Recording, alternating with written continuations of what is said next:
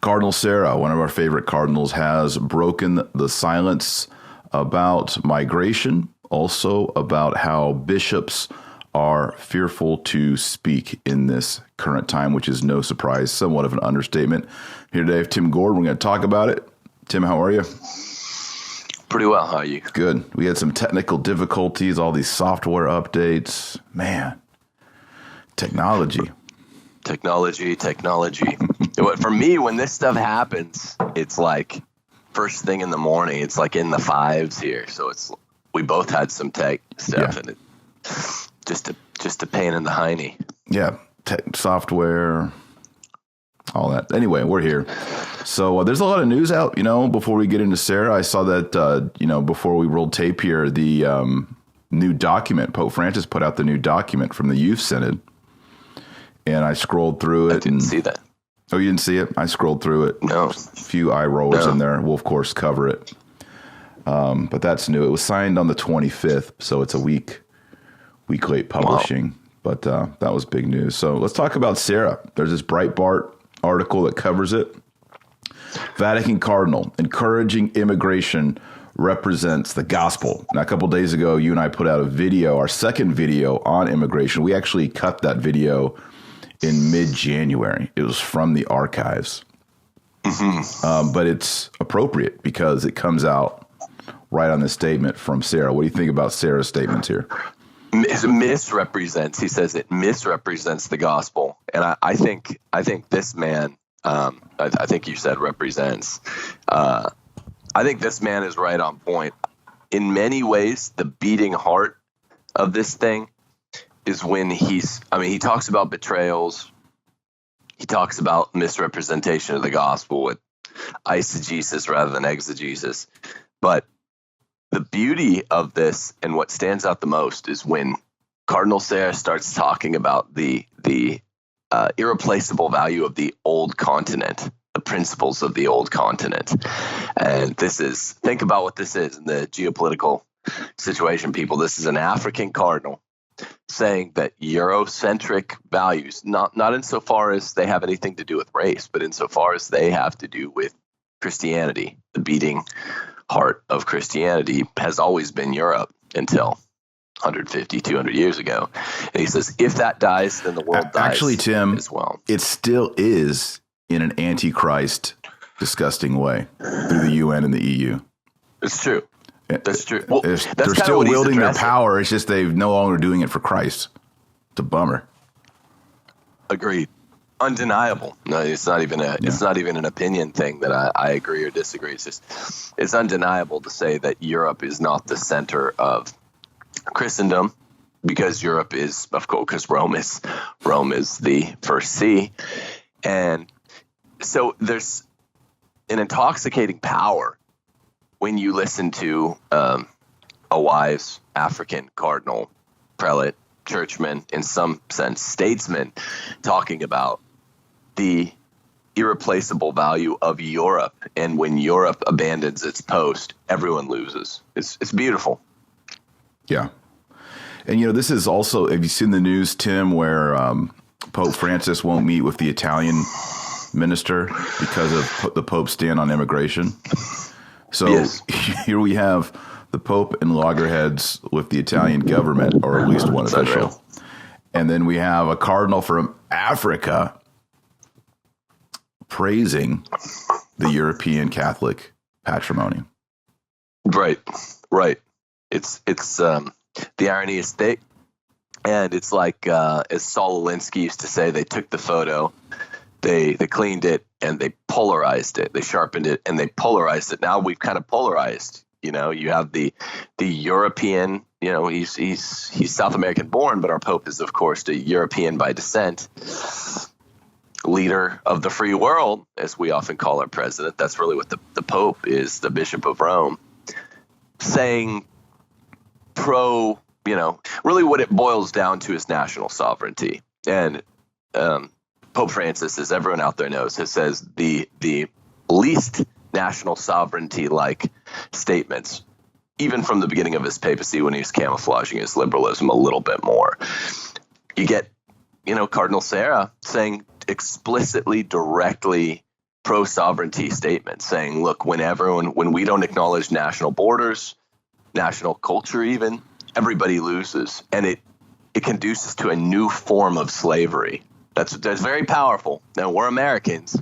Yeah. You and I, not all of our audiences, but to Americans, when you have a black guy saying what you're doing conduces to a new form of slavery, or a black woman saying this equals slavery, the way there's some really great speakers from Africa saying this about abortion, it turns heads. Yeah. And the only possible response to such an eloquent, decent, prayerful prelate of the church who's African, who is faithful, is one. There's only one possible response, and it's Cardinal Kasper gave us that response a couple years back, where he said, ignore him. He's African, he said. Yeah. Unreal. And then he said, I didn't say that. And then Ed Penn pulled the tape and said, yes, you did say that. And it was like, yeah. Busted. And then we never heard about that again. And yet Kasper still rides on the float, on the parade for Pope Francis. He rides shoddy. Yeah, he rides shoddy. He does. Do you think, we did that episode last week also with Dr. Jay Richards, and we were talking about, Catholic countries versus Protestant countries and prosperity and whatnot. And he brought up the point about, in particular, the South American nations, that the Spanish and the Portuguese were more of an extraction culture. Go in, take the money, take the gold, take the products, bring it back to Europe. Is there a historical precedent for South American sovereignty to have been eclipsed? Is it just something he doesn't like? We Americans love our sovereignty. We celebrate it. It's a big part of who we are. I think even Europeans have that. When I'm in Europe, they love being Italian or Spanish or even Basque, Irish. It's a huge part of their identity. Right. I'm not familiar with South America, so I don't know. Maybe we need our listeners to leave comments, but are Argentinians just psyched about being Argentinian, or is it just, meh? Well, remember, one of our first big shows was the Peronist Pope show, and I don't know much more about South American, geopolitical culture than you do, but I do know that a big part of what it is to be Argentine of all the other countries is a fierce pride.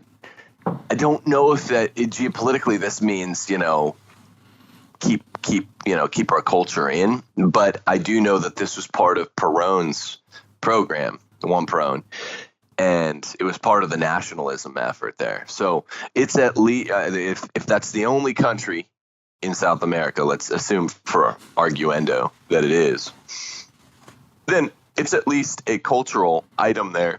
It's a cultural factotum that South Americans acknowledge. I do know Central Americans understand. I know what most Americans don't understand. I might have mentioned this in one of our recent immigration episodes, is that the northern border of Mexico is, of course, the USA, and they're intentionally flooding the borders with their own people. Remember, Vicente Fox was outspoken in his support for this, which is a completely perverse thing, to want to lose your greatest resources, your people. But on their southern border with Guatemala, the order was shoot on sight if they see Guatemalans going north. So it just seems to be at least to my American perspective, who's lived all over the American West and South, it seems like the further south in Latin America, the more the watchword is just El Norte, move north. If you're in Guatemala, go to Mexico. If you're in Mexico, go to America. And that does represent, just to come right around to answering what you asked, that represents a central failure in understanding what a nation is, national sovereignty. You should stay, you should fight. I mean, when do you ever hear words like Cardinal Sarah's that admonish, if you have a tyrant at home, I'll try to get the exact quote, if you have a tyrant at home, don't flee your country, stay and fight, make the culture good. What if we did that in 1775, falling upon the Tea Act and the Townsend Acts, right? if we just ran to Canada, it wouldn't be bad. Sometimes you got to stay and fight, and that's what it is to be a nation. Yeah, yeah, that's a family. It's the idea that nation is family. We've gotten away in America. We don't have that because we're the melting pot. But and yes, you can adopt and bring in people from another family and legally incorporate them into your family. It's totally legit, but they're your family. You take on the last name. Right. So, nation comes from natus in Latin. These are people who are born together, right? That's what a nation is. It has to do with birth, family.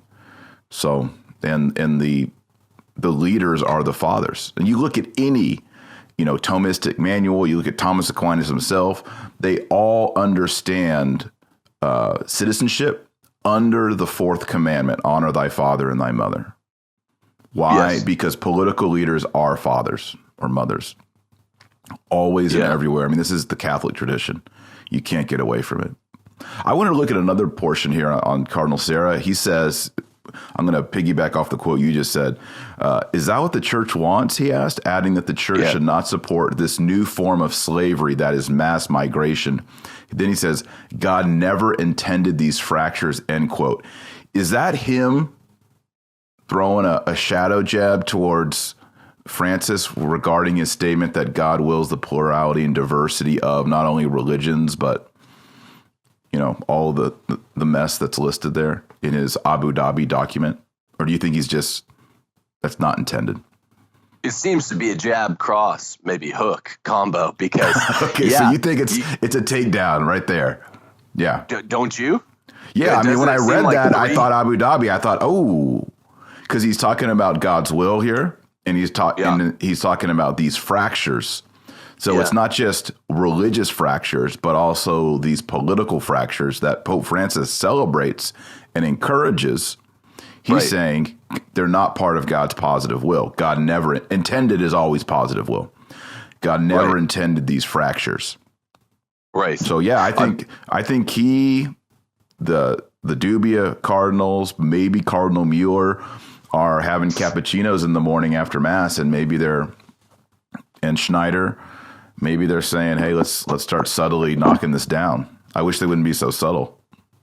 Yeah, arguably that's not too subtle, but it is. I think you're right. I think it's a jab in the mouth of the Abu Dhabi thing. Then it's definitely at least a cross, straight overhand right in the face of the Pope, who's, remember, for whom immigration has been a central fixture.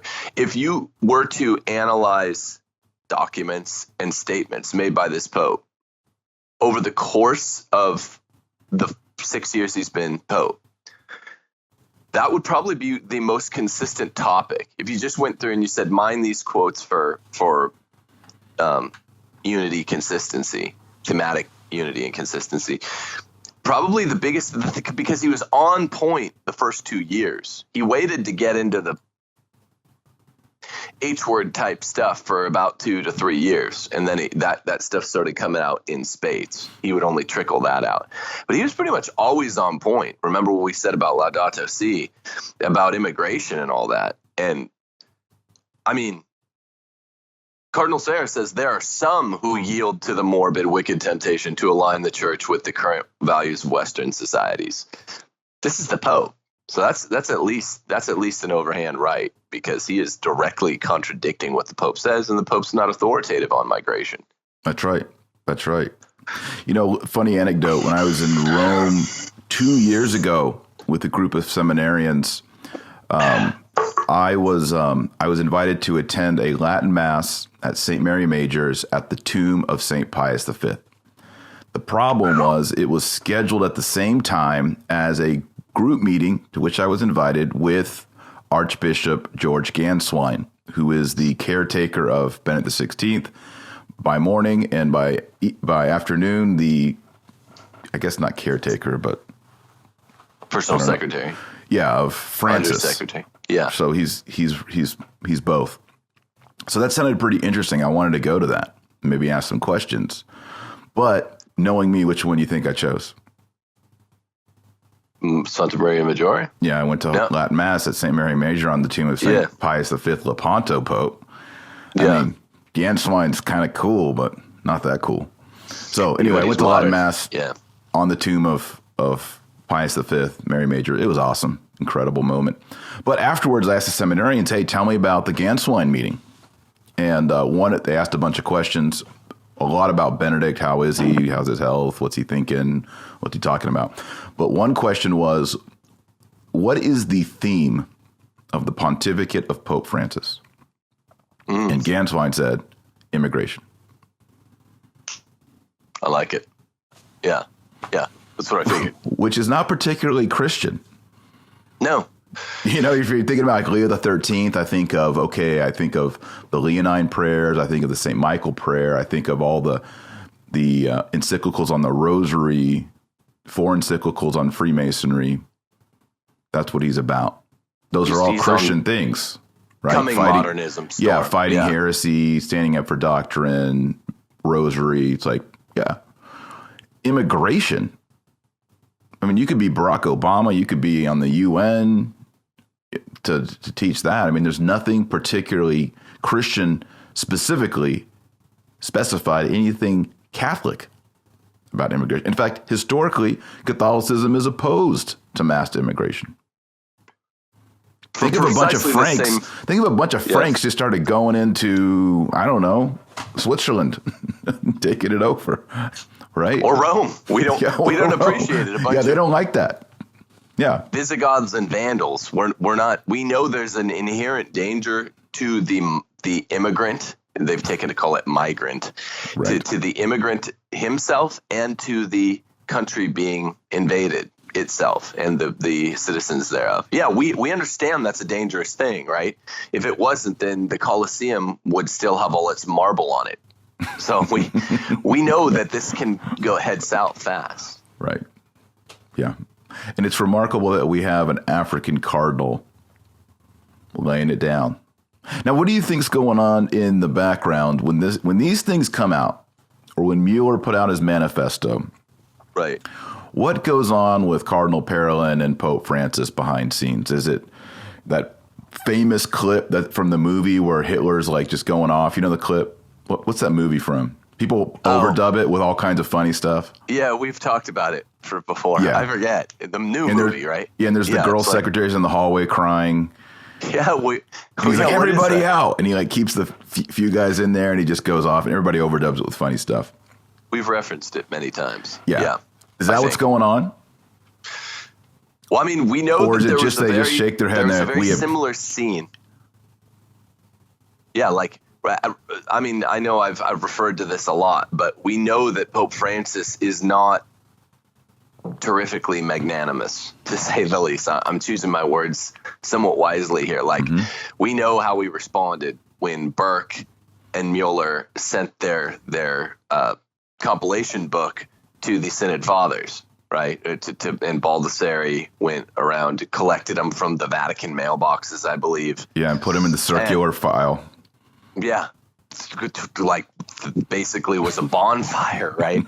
And Pope Francis was saying, I'll have the red hats, and he nearly collapsed in a rage. They thought he'd had a heart attack. So I'm picturing him a lot like old. I mean, in this regard, I think that shoe fits well. The glove fits. Yeah, and we also have to remind everyone of we need a good name for it. The Ad Orientem episode in Rome with Cardinal Sarah. When he said, hey, how'd you say it that one time? Hey, Ad Orientem is cool. You should try it. And the next thing we know, he's been silenced by, was it Burke? Not Cardinal Burke. Still. Yeah. Yeah, it was Greg Burke. Yeah. Greg Burke. No. Within 24 hours. Yeah. Yeah. So, I mean, we have these confusing statements that come out. Sarah, whose job it is to oversee liturgy, right? He gets shut down. It's funny. When I was in Rome, I was also invited to a meeting with Cardinal Sarah, the group of priests and seminarians, and he couldn't make it. So it was his number 2. And the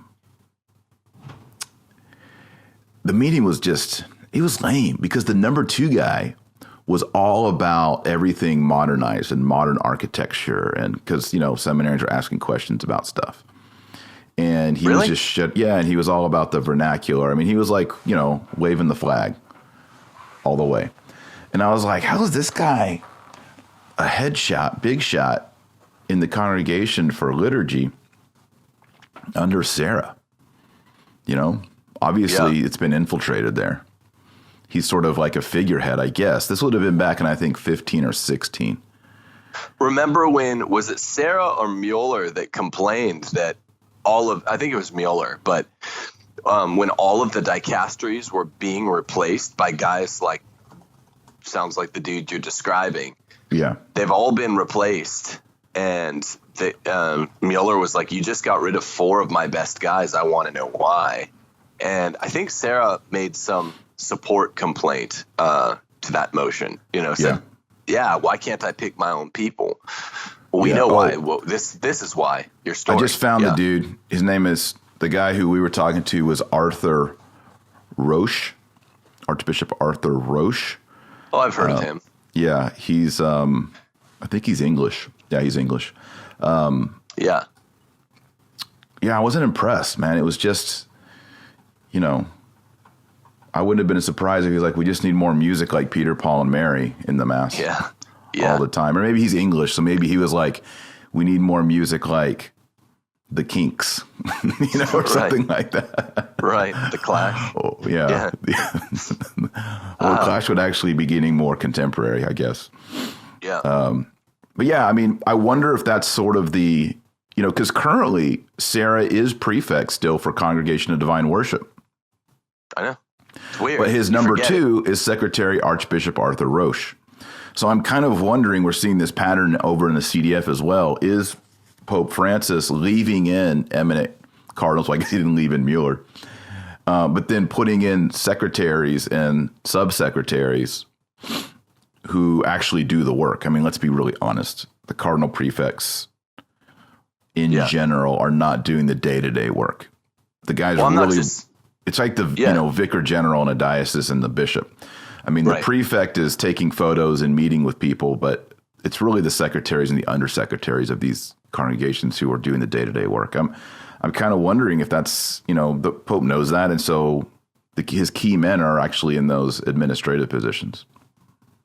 I think that's right, and I'm not just estimating. It's late 2015, I believe.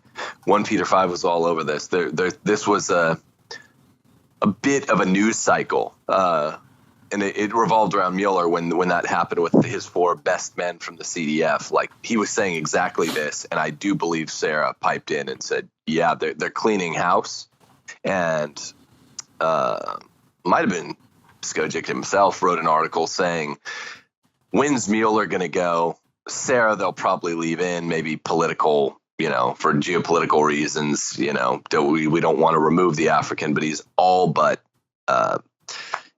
made obsolete, rendered obsolete. And as a result, proof that this is true, we forget that Sarah even retains this position of at least titular ostensible power. Right. Yeah. I mean, he's been so silent. He wrote the book on silence, as we say here on TNT. Right. Literally, he wrote the book on it. It's almost like I've been thinking, is he still prefect for the Congregation of Divine Worship? I'm just not sure, but he is. He hasn't been let go like Mueller. I kind of wonder after this statement if he'll still be there. What do you think?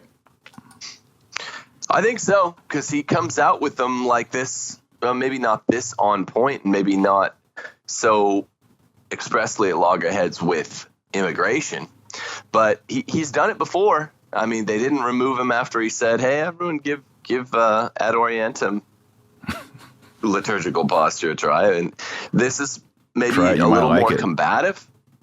Yeah, try. You might like it. See what you say. See what you think. But this is definitely, like we said, a combination, a flurry of punches that can't really be interpreted in any reasonable way as going any direction other than Pope Francis's and his partisans. But I don't think if he's retained the seat this long, I think he will. I'm just I'm interested by what Francis is saying behind the scenes. I guess, like you're saying, I think they're kind of tuning him out at this point. Yeah, but I mean, I think even the Pope appreciates that when you have a cardinal in the red hat saying things that are at dissonance with the Pope's own teaching and style, it hurts. Of course. It hurts the mission, and they all know that. And they know that, that conservatives are all going to run to the banner of guys like Bert, the Dubia crew, Sarah, and they would ideally like for this to go away. If these cardinals were gone, they would have zero opposition in their plan. So, Sarah, how old is Sarah? Cardinal Sarah? He's not that old. I think he's in his late 60s. I think he's middle to late 60s. He's 73. I just pulled it up. Oh, wow. So he's 73. So, yeah, I mean, there's no way you can retire the man at 73. That's a youngster running around the Vatican. Yeah, so. Spring chicken. I mean, I don't know. He's a smart guy. I really, to pull back for a sec, he's genuinely prayerful. I mean, this is his thing. Mm-hmm. He's the prefect for divine worship, and he's well suited to the job. Well, again, thank you, Pope, I guess, Emeritus Benedict, because this was talk about a good casting call, a good placement. Thank you for that. He's up to the task. He seems like a deeply spiritual man, but he's also a smarty. I mean, and I forget that every once in a while because he does go silent, but he's kind of out of the tradition of, John of the Cross or something. He's a silent but a smarty. And some of these, I'm looking at this. He says, if he does not teach the faith, if he enjoys activism instead of reminding people that they are made for prayer, he's talking about the role of the prelate, he betrays his mission, saying activism is betrayal of the mission. Jesus says, I'll strike the shepherd and the sheep of the flock shall be scattered. This is what is happening today. People no longer know who to turn to because the church is abandoning its mission in favor of worldly causes. So this is sort of a third punch. This is sort of a hook, like to say that the job of the church isn't activism, which is the central governing principle of the Francis, think about it, of St. Gallen and the Francis pontificate. If people take this seriously, this is deeply dangerous to them. I mean, I'm reconsidering what you're saying. Maybe they're not just tuning him out. This is a threat. I mean, that big is time. Yeah. Because we're not, remember, this isn't like Republican, Democrat in the U.S. We're like, oh, yeah, those guys across the aisle are our political enemies, right? We're opposed to one another. This is supposed to be all in the family cardinals. Like, all the cardinals are the brothers of the Pope. They're all supposed to be united. Now, historically, it hasn't always been that way, but that's how it's perceived. You're a cardinal. You're there to serve the Pope at his pleasure. So when you're out running these pop shots, that's not cool. Right. I mean, think about it like a priest to a bishop in his diocese. Well, and I guess the same kind of technicality, the partyless structure of curial politics that maybe opens up the threat also kind of nullifies it. And what I mean is, he could just say, he could say, look, I didn't name anyone in particular, but when I say people, prelates in the church, hierarchs are in danger in modern times, especially with the force of modernism animating modern times. It's a danger that is perennial, and I wasn't being over specific. He could always kind of back off after having said potent words and just express, in his own defense, hey, I was being subtle. I was just saying there seems to be a special danger in modern times of, I wasn't talking about you, Holy Father, No, he's on. Yeah. At this point, he can't dial it back. I don't know. I don't know what you'd say. I mean, like you said, I legitimately guess. I don't know that he ever gets confronted about this. Pope Francis seems to have no problem with direct confrontation, but I'm curious. I am curious, and I'm not sure that he wouldn't. I'm not sure that he'd be above saying, like, but I'm just saying in general, the modern prelate is fearful of the world. You can blame it on social media. You like the way people do. They could say, "Oh, we're just always subject to having a mic in our face. If it's not a formal mic, it's our own phones right here." And then he kind of could have gotten in the jab and stick and move, as they say. Right. Yeah, one of the things that's interesting about Cardinal Sarah is his parents are converts to Catholicism. They were pagans. They worship totem poles or whatever they do in French Guinea. No, I'm serious. Yeah, no, they worshipped idols. Just sounded funny. Yeah. His parents worshipped idols. A missionary. I kind of read something about this in Africa, especially like French speaking areas. A catechist would usually come. So there'd be like a priest in a central area, and then he would have a number of catechists, and they would go village to village. Some of these guys would get martyred, these catechists. These are laymen who have wives, and the priest would often get worried about them because they actually have families. They would go to villages, they would preach, they would explain basically the Apostles' Creed, arrange and prepare people, catechumens, and then priests would come through and baptize, and then they'd build a parish church and they'd set up a church. This was happening by the thousands of villages in the 1900s. We forget about this. We think of like evangelization of Europe, like Boniface and the Irish missionaries, but this was going on in the 40s. Right. And this is the culture in which Cardinal Sarah comes out of. It's a missionary culture. In fact, he was born in, what year was Sarah born? Like 45. So, this is the time when, for example, guess who was the apostolic delegate over all of French Africa during this time? A guy named Archbishop Marcel Lefebvre. Oh, wow. Founder, of the SSPX. He was the archbishop, the apostolic delegate over this entire region of Africa. That's the context. And he's going like town to town. And these missionaries, these French missionaries are getting malaria and they're getting sick. A lot of them are dying. You had to have a really strong constitution to go in the 1940s into this part of Africa and evangelize. So, that's the culture. It's a real missionary, real apostolic culture. It's not like lazy Catholicism. This is the real Catholicism. Missionaries. Serves to explain the good formation. That actually doesn't surprise me. Well, I'm just looking here. Sarah went to seminary. Guess where he went to seminary? Oh, shoot. I just X'd out the thing. At a Holy Ghost Father seminary. Oh. Guess who was the superior of the Holy Ghost Fathers? Not at that time, but a little bit later, Lefebvre. So, he's coming out of this like pretty hardcore, like Thomistic missionary. Really, I think the best of the best of Catholicism in the mid-1900s is going on where this young Cardinal Sarah was born. Yeah, he said he went to Western values. He did his seminary run by the Holy Ghost Fathers. So, those Holy Ghost Fathers were all over the place. They were just saintly guys. Just think of I know. You seen the movie The Mission?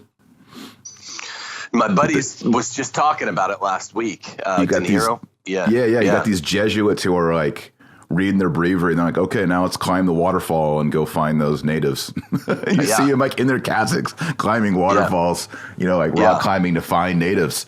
Like, it's for real. Like they're thinking, if we don't find these people, tell them about Jesus, baptize them, they're going to go to hell. That's bad. Let's do everything possible, including risk health and martyrdom, to get these natives baptized and inside the Catholic Church. It wasn't this Balthazarian, we think, that we hope that everyone's going to be saved. It wasn't this idea that coming out of Ronner that, there's all these anonymous Christians living out there in the woods. And as long as they're just have goodwill about worshiping their totem pole, basically they're worshiping Jesus. They just don't know it.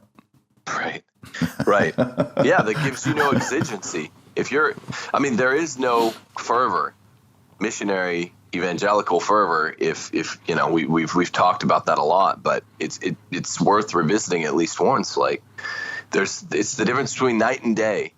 The difference between a seminarian, a missionary who has the proper understanding of the gospel passage, I am the way, the truth, and the light, and one who has an improper understanding of it, one that thinks and one that believes in anonymous Christians. If Jesus is not the privileged path, but the only path to salvation, then look at what it did for a guy like Robert Cardinal Sarah. I wanted to point out before I need a notepad. I used to have a notepad here. I've gone away from that because I'll forget points. But Cardinal Sarah gave the keynote address at the National Prayer Breakfast, either in 15 or 16. I think it was 16. I believe it was 16. And it was so on point, and his understanding of not only Western specific values, but American specific values. I'm talking, if I could give a plug here, Catholic Republic type stuff. New book's coming out in 13 days, by the way. Oh, good. It's a revision of Catholic Republic? Yeah, second edition. It was picked up by Sophia. So now we're both Sophia authors. Yeah, we're both on Sophia. I saw the new cover over at Sophia. It looks good. You like it? Yeah, I like it. Different, a little happier, a little less gray, a little more red, white, and blue. But it still has continuity with the old cover. It does. That's what we wanted. I think that was Charlie's wife that did that. Your cover looks great, too. Our covers look kind of similar, which is kind of cool. Yeah. It's cool. Your cover looks great too. But I wasn't trying to give an overlong plug, but Sarah was saying things like this that I was like, oh my gosh. It was 2016 at the National Prayer Breakfast, because I just remembered a marker. I read his speech, and I was like, I didn't know Cardinal Sarah. I've always respected him as a kind of desert fathers type. But except I didn't know that he understood this much about like the connection between the Whigs and he was getting specific stuff that comes from the Catholic Republic. You can't do this with Protestantism or Enlightenment thought. And so I sent him through my mentor, Father Flannery. I sent him in the Vatican Post system a manuscript of Catholic Republic. I never heard back from him, so it's not that great of a story. But the point of the story is his knowledge is staggering. He's been trained in not just Western philosophy, not just Thomism, but he realizes astoundingly well, shockingly well. I knew he was smart. How Thomism plays out culturally and politically, even in the West, even though he's we think of him as Oriental. He's a smart man. I really respect this man. He's very intelligent. You got to remember the cultural context. We of the European descent are like, Christianity, it's kind of cool. We've done it for a few centuries, kind of know it. But you know what's really cool? Transcendental meditation. That's really cool. Yeah. Or Buddhists are so deep. It's kind of like the Mr. Miyagi syndrome that you've talked about, right? It's like, man, Hindus are so cool. We should be like Hindus, like, where do I get a yoga mat? It's so cool. But remember, Cardinal Sarah, he comes out of like cultures, like when you read about the Holy Ghost Fathers, they are coming in. The people are practically naked. Yeah. They're not wearing much clothes. Like part of when the nuns came in, part of the job of the nuns, once they kind of settled an area, were to make clothing for the people so they wouldn't be immodestly dressed and you could go to church. Think about that. All right, so this is the 1940s when this is coming on. First you send out a catechist, he prepares people, then they get baptized, then you build a church, then you bring in nuns. Like, okay, will you please sew clothes for these people? Right? So they can wear clothes. Yes, some pants and some shirts. Right? And they set up schools and they start teaching them how to read. So Sarah's coming out of this.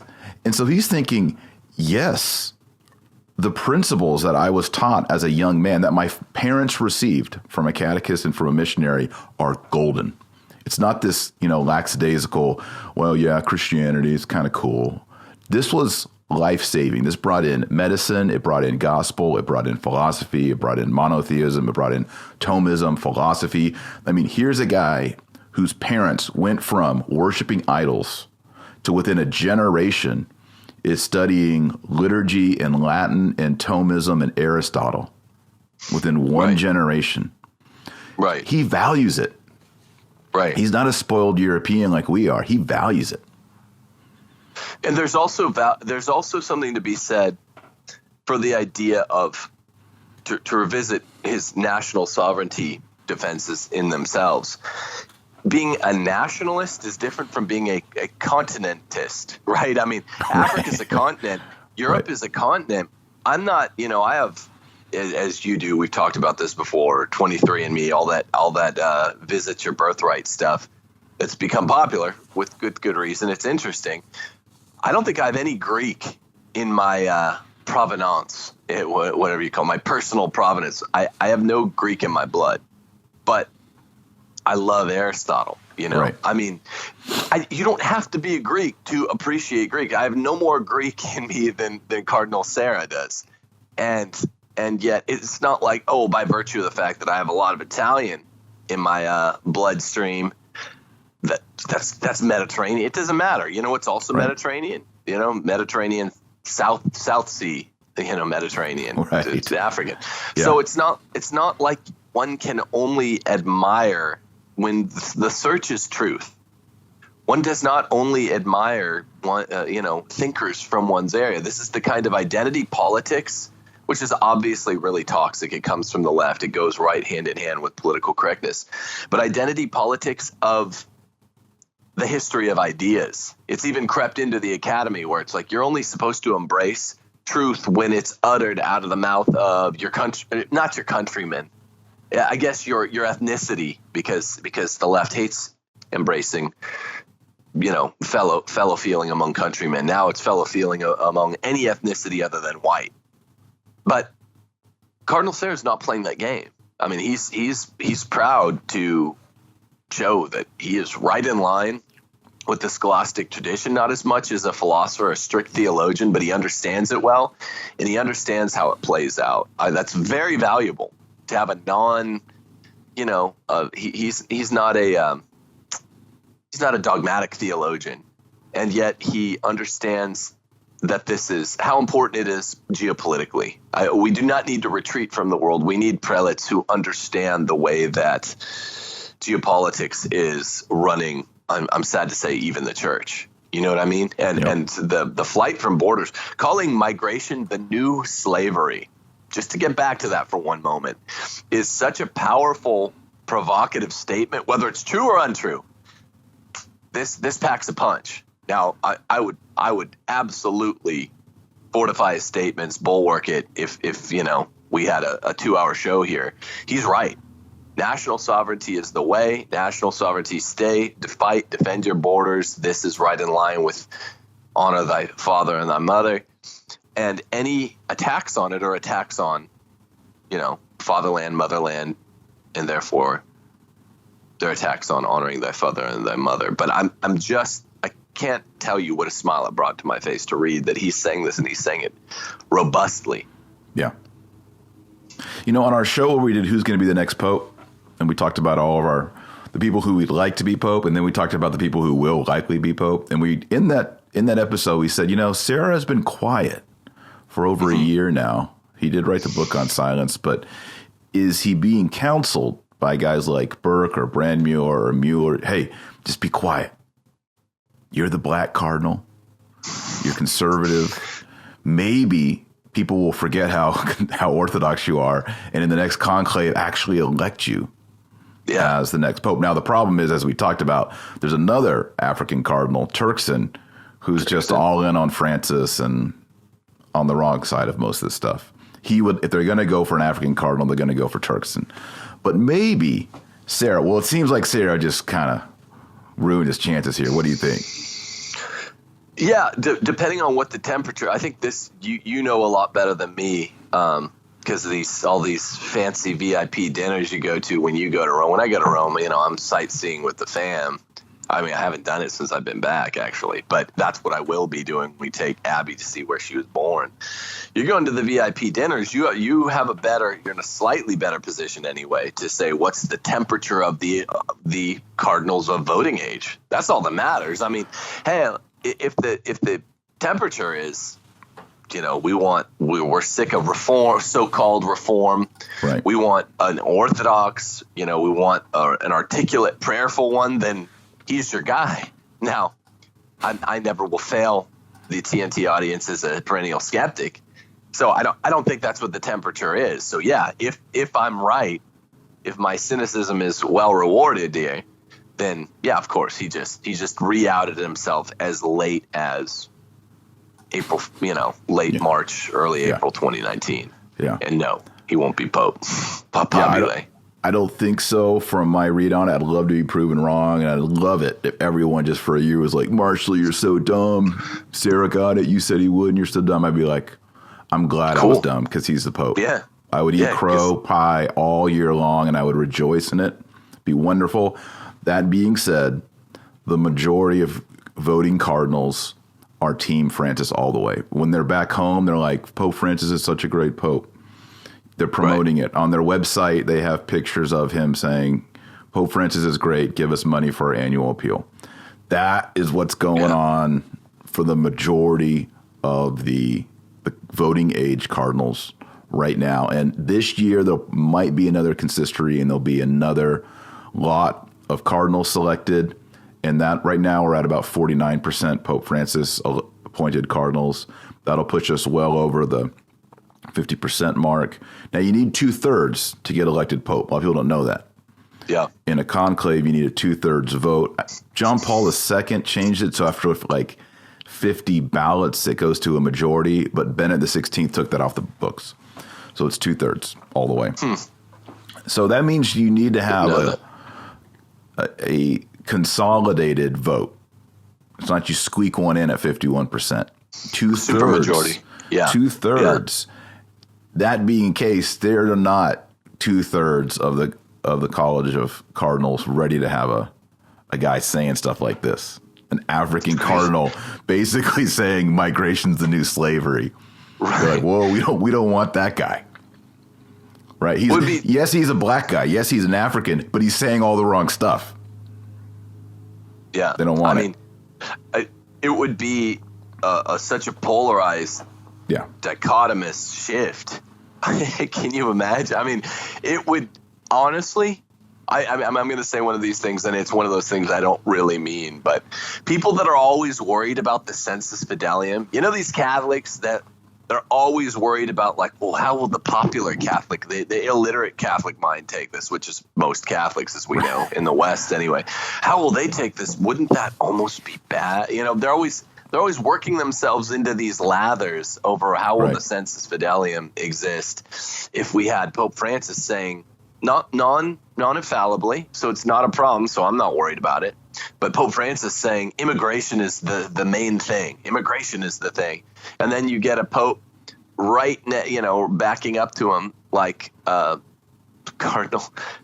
blessed good Cardinal Sarah, saying the exact opposite things. Like, immigration is slavery. People need to stay in their homelands, honor their father and their mother, and honor, like the libs are always saying, honor not just your father and your mother, your fatherland. Yeah. Your, those who have gone before. Have your Lion King moment. He's the African cardinal, right? Hold up your babies. Yeah, in the stars. Not a church. Right? No, I'm not into that. None of that. Yeah. But I like one of my sons likes it where, even though he's getting kind of big now, he's 7 now, but he's like, hey, let's do Osavenia, Dad. So we go up on the diving board over the pool, and I pick him up and I say, Osavenia, and I throw him in the pool. He loves that. Do that over and over. Now he's getting kind of heavy, but it's a good workout. That's how to learn to dive. Yeah, I mean, rejoice in your cubs. Yeah. Lion King.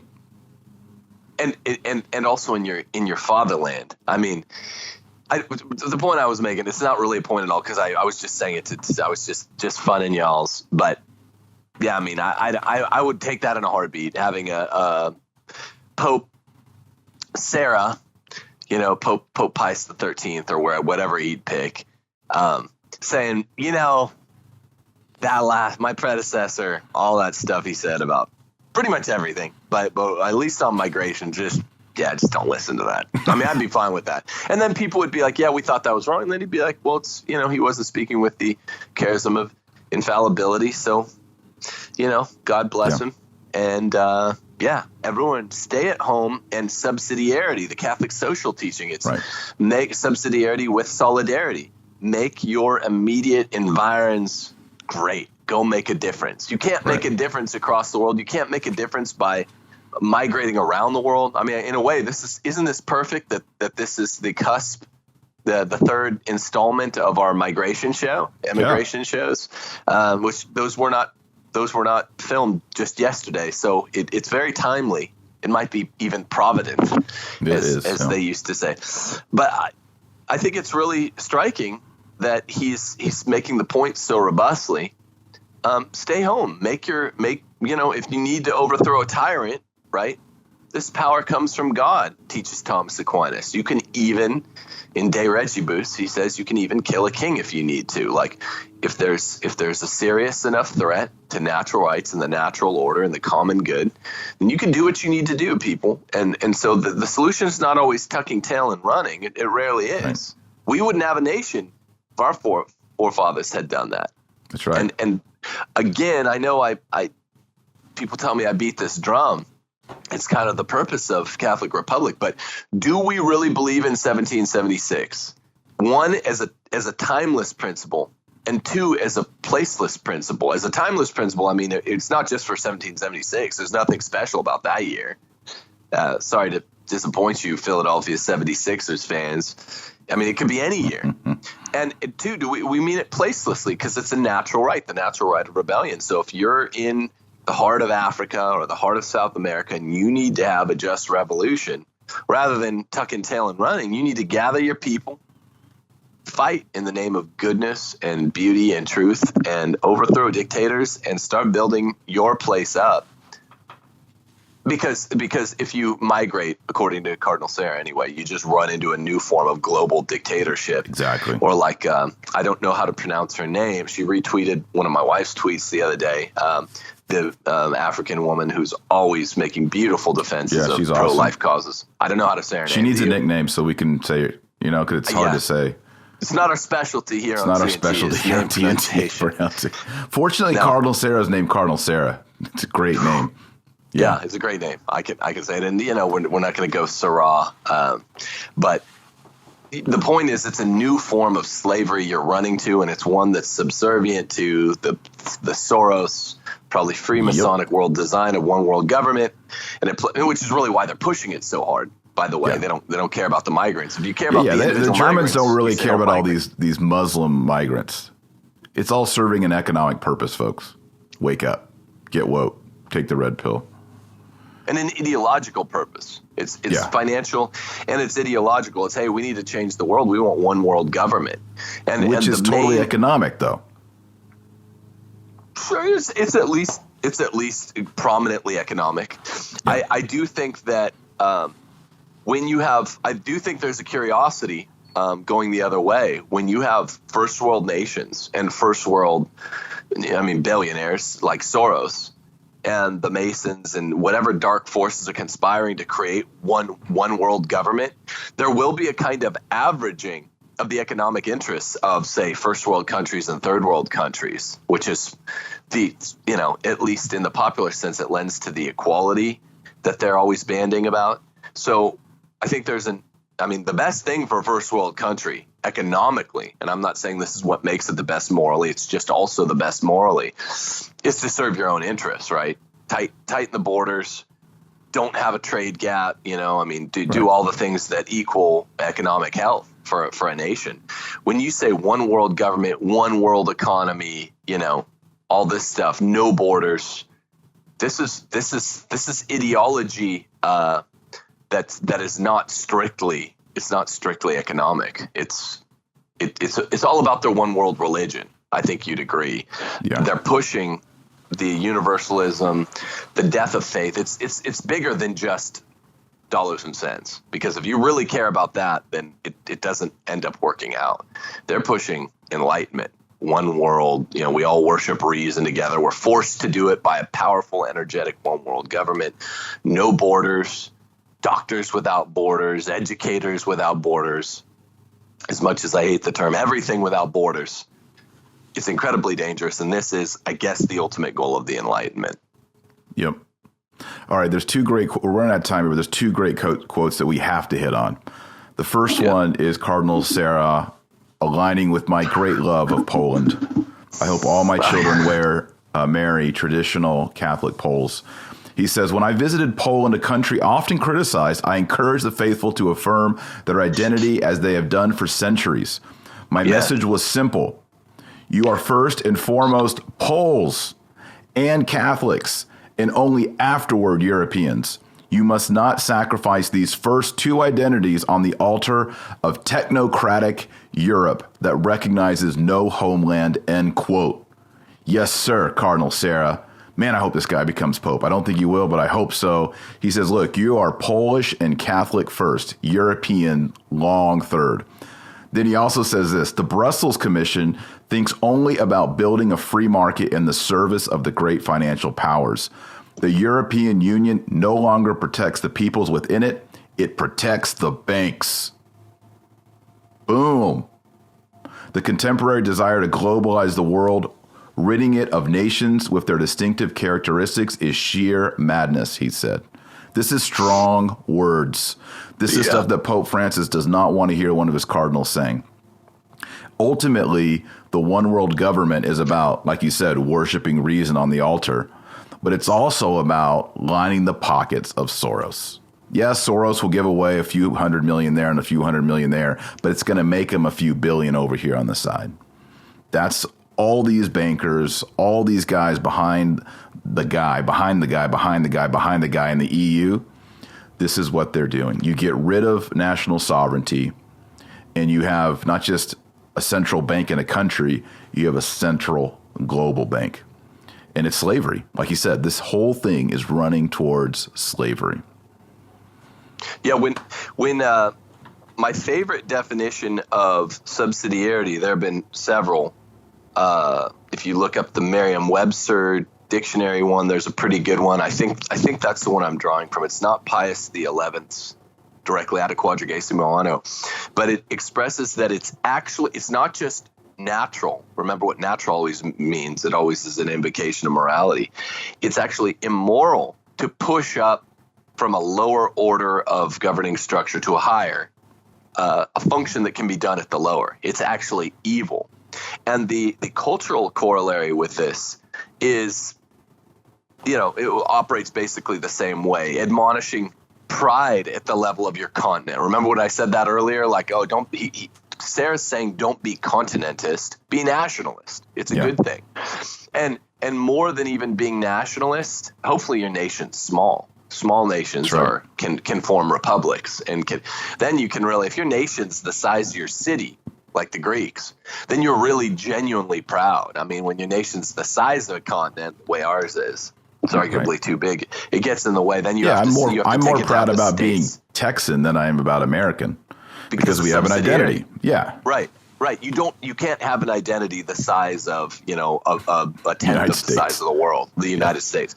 So, but I mean, he gets this. He gets it so well. It's basically the teachings of Montesquieu is all wrapped up in a short little expression where he's like, you're not a European.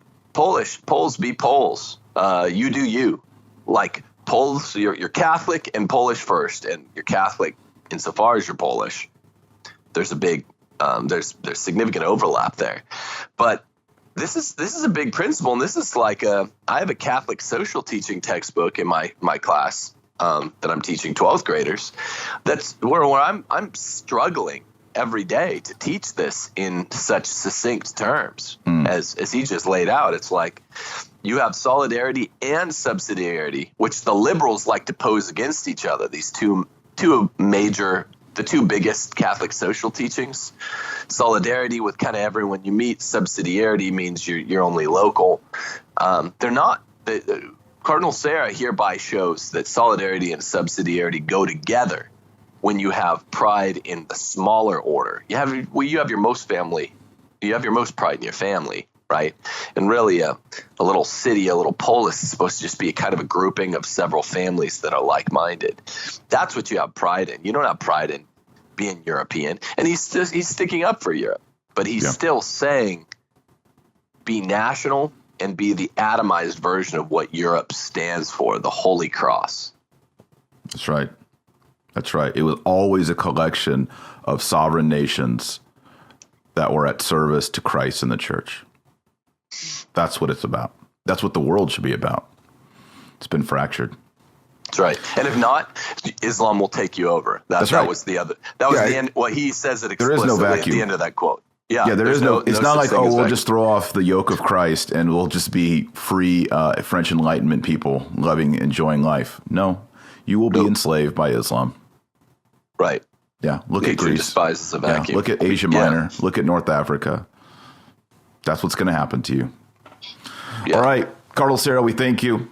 Everybody, pray at least 1 decade for Cardinal Sarah, and thank God, say glory be for his boldness. We need to pray. It's a crazy upside down world where the priests and the bishops and the cardinals are silent and the lay people are talking. That's not how Christ intended it to be.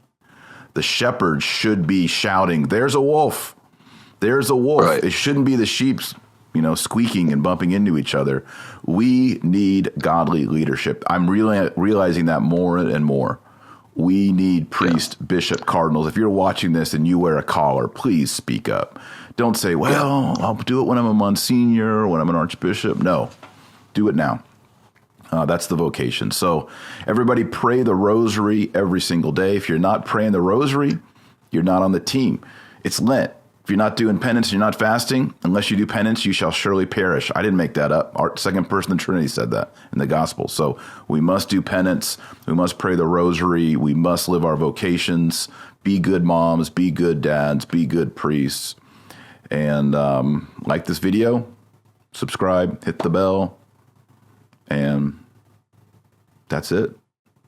Go make a difference. Out.